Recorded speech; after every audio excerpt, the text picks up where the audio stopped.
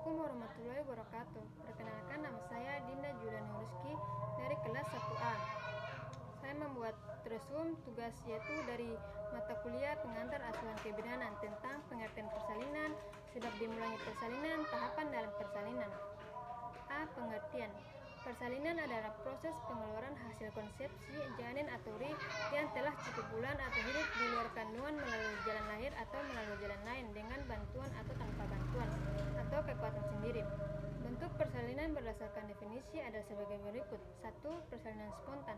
Persalinan seluruhnya berlangsung dengan kekuatan ibu sendiri. 2. Persalinan buatan. Persalinan dengan bantuan tenaga dari luar. 3. Persalinan anjuran. Kekuatan yang diperlukan untuk persalinan ditimbulkan dari luar dengan jalan rangsangan. Berdasarkan caranya, partus terbagi menjadi dua, yaitu partus atau persalinan normal dan partus abnormal. 1. Partus normal atau partus spontan. Proses kelahiran pada bayi usia kehamilan cukup bulan 37-42 minggu tanpa adanya penyulut atau dengan tenaga ibu sendiri. 2. Partus abnormal. Persalinan pervaginam dengan buatan alat-alat atau melalui dinding perut dengan operasi cesarian. B. Sebab-sebab dimulainya persalinan. Beberapa teori yang memungkinkan terjadinya proses persalinan yaitu 1. Teori keregangan. Otot rahim mempunyai kemampuan meregang dalam batas tertentu. Setelah melewati batas waktu tersebut, terjadi kontraksi sehingga persalinan dapat dimulai. 2. Teori penurunan progesteron.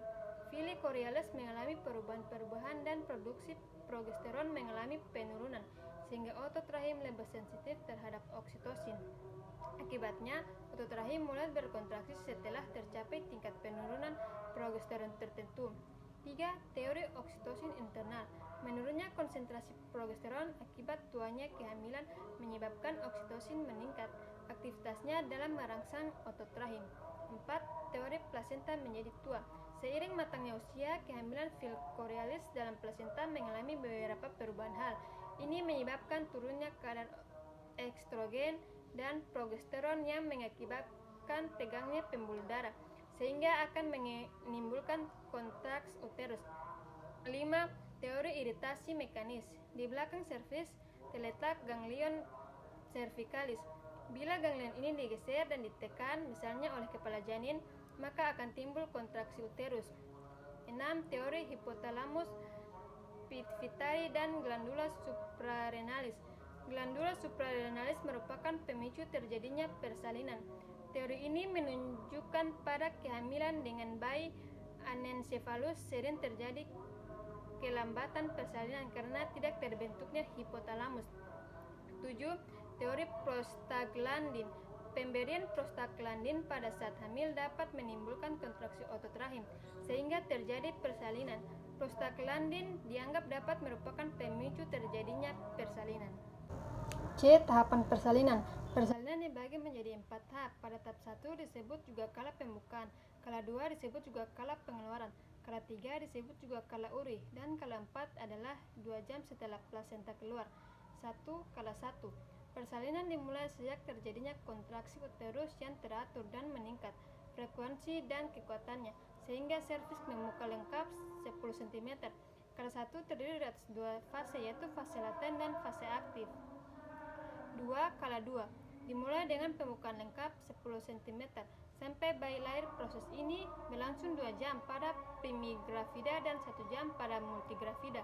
Dalam kondisi normal, pada kala ini kepala janin sudah masuk dalam ruang panggul, maka pada saat his dirasakan tekanan pada otot-otot dasar panggul yang secara reflektoris menimbulkan rasa ingin mengejan dengan kekuatan his dan mengejan maksimal.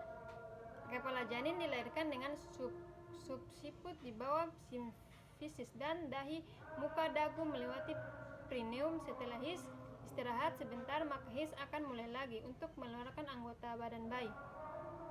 3. Kala 3.